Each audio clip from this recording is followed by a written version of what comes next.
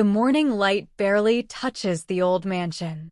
Dust floats in the air as Eleanor walks slowly through the silent library, holding a candle that flickers with every step. The air smells of old wood, mold, and forgotten secrets. Shelves stretch high above her, filled with books no one has touched for years. She runs her hand along the desk where their late grandfather used to sit. The surface is cracked, the ink bottle still there, dry and dusty. As she wipes away a layer of dust, her fingers stop on something, a small keyhole on the right side of the desk. Curious, she kneels and pulls at the drawer, but it doesn't move. It's locked. She searches around the desk, finding nothing but cobwebs and paper scraps. Then her eyes fall on a torn family portrait hanging crookedly on the wall. Behind the torn corner, something glints faintly. Eleanor reaches behind the frame and pulls out a tiny rusted key, tied with a faded red ribbon. Her heart beats faster. It feels as though someone wanted her to find it. She returns to the desk, slides the key into the lock, and turns it slowly. The drawer creaks open, releasing a puff of cold air, as if sealed for decades. Inside lies an envelope, yellowed and fragile. Her name is written on it, Eleanor, in trembling handwriting. But the date below chills her blood, October 26, 1925. She frowns, whispering, "That's impossible." When she lifts the envelope, a whisper echoes softly through the room. "You were meant to find me." The candle flickers violently. She spins around, no one is there. Only the sound of faint footsteps fading down the hall.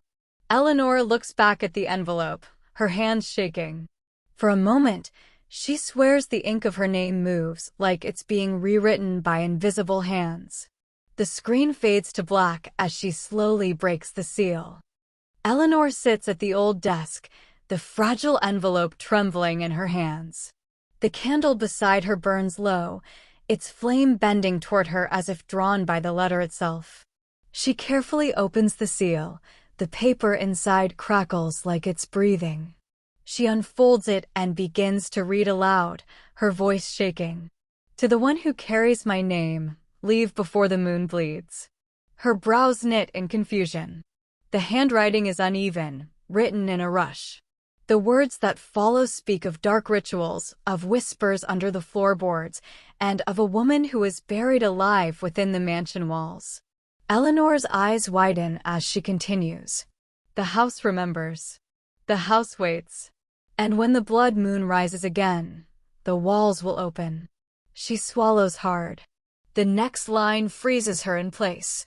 "To save them, you must break the circle. But beware, the circle knows your name."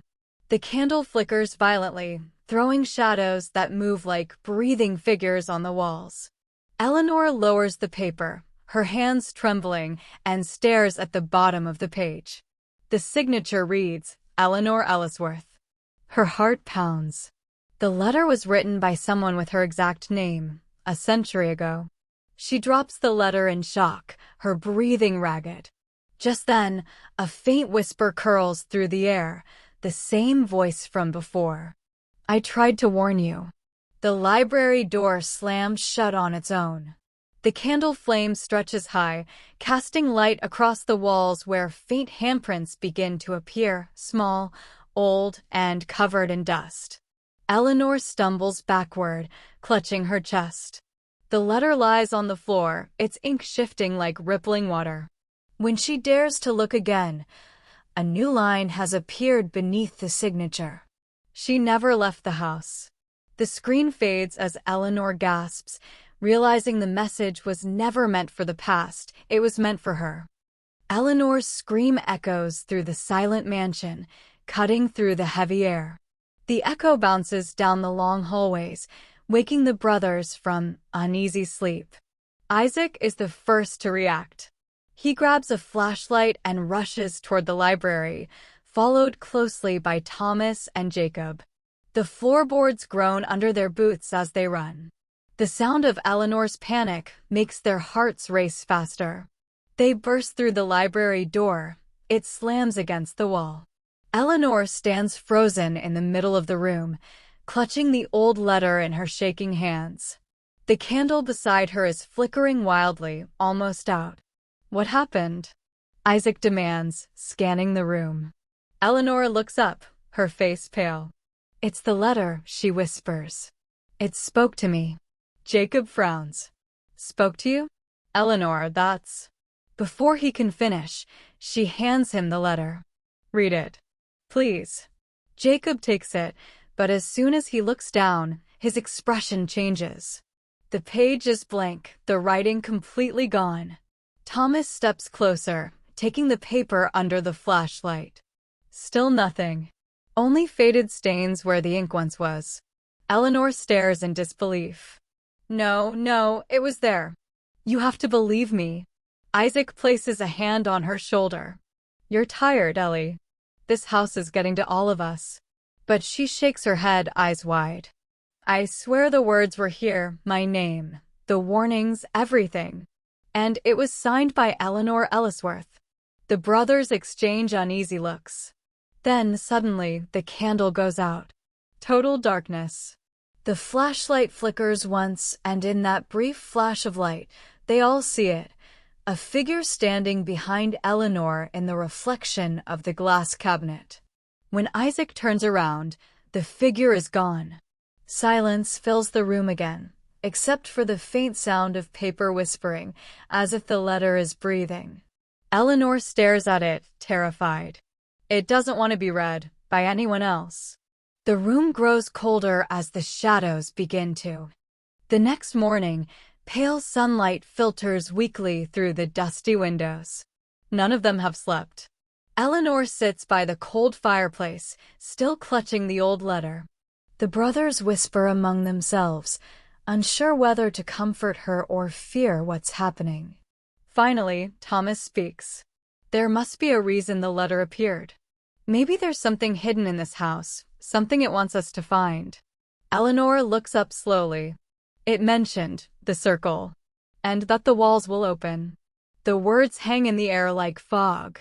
Jacob, curious, begins tapping the library walls, listening for a hollow sound.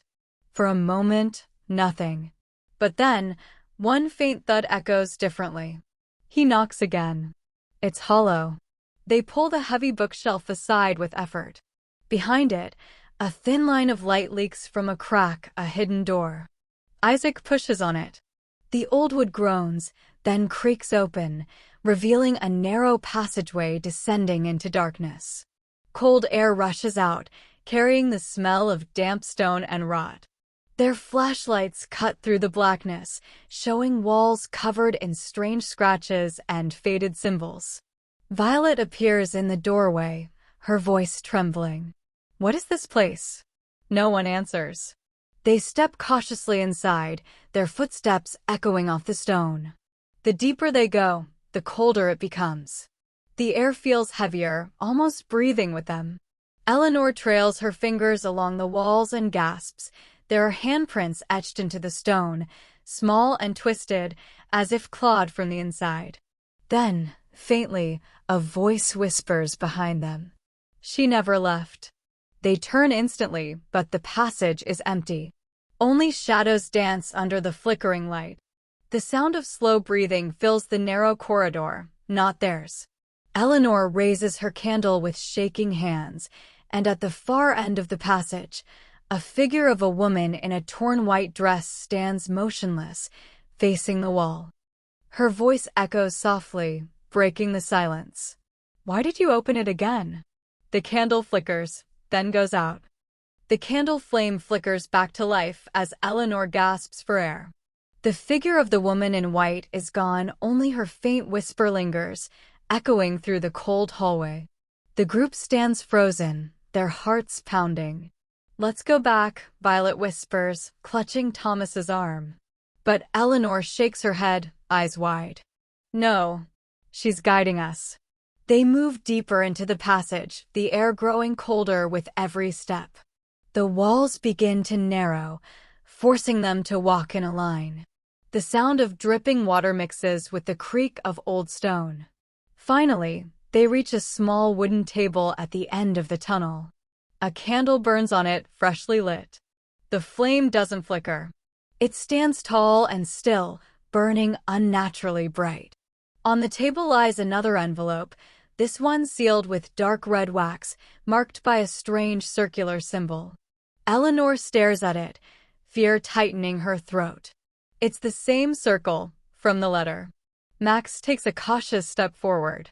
Don't touch it. It could be. Before he can finish, the candlelight flares. The wax seal melts on its own, dripping like blood. The letter unfolds slightly as if waiting. Eleanor's shaking hands reach for it. The paper feels warm. She opens it, and her breath catches. To the one who defied the warning. The letter speaks of a pact, a promise made by their ancestor, Henry Ellisworth, with the spirit of the house. In exchange for wealth and power, he offered a life, the life of his firstborn daughter. Eleanor's eyes fill with tears. He sacrificed her to save the family. The candlelight dims. The letter continues. The debt renews with blood. And it begins again when her name is spoken. Isaac whispers, "What name?" Eleanor slowly looks up, her voice trembling. Eleanor. The tunnel trembles violently, dust falling from above. The candle bursts, plunging them into darkness. And from the shadows, the same female voice murmurs. He promised me forever. The tunnel quakes as dust and stones fall from above. Everyone shouts, trying to find balance in the flickering dark. The candle is gone, only Isaac's flashlight cuts through the air, its beam trembling with his shaking hand. Move. Thomas yells, pulling Violet away from the collapsing wall. But Eleanor doesn't move. She stands frozen, her eyes fixed on the letter that now lies on the ground. The paper glows faintly red, pulsing like a heartbeat. Eleanor, leave it. Max shouts. She bends down slowly, unable to resist. The moment her fingers touch the paper, a cold wave rushes through her, her skin turns pale, her breath visible in the icy air. Her voice trembles as she whispers, "It's not finished." The letter shifts in her hands, new words burning themselves onto the page in black smoke. The blood of the daughter must return to the walls. A deafening sound fills the tunnel, a long, low moan that seems to come from the stones themselves. The walls ripple like liquid. Suddenly, a ghostly hand bursts through the wall and grabs Eleanor's wrist. The skin of the hand is gray and cracked, its nails long and blackened. Eleanor screams, trying to pull away. Isaac grabs her other arm, shouting, "Hold on." Thomas and Jacob rush to help, but every time they touch her, the cold burns their skin. The spirit's voice whispers, echoing all around them. "You opened the circle. Now it claims you." The light flickers violently. Blood seeps from the cracks in the stone, running down like tears. Eleanor's eyes widen as she feels herself being pulled toward the wall. "It's trying to take me." Isaac shouts, "Let her go," and strikes the wall with an iron bar. The ghostly hand vanishes instantly, leaving behind a deep red mark across the stone. Everyone stands silent. The tunnel grows still again.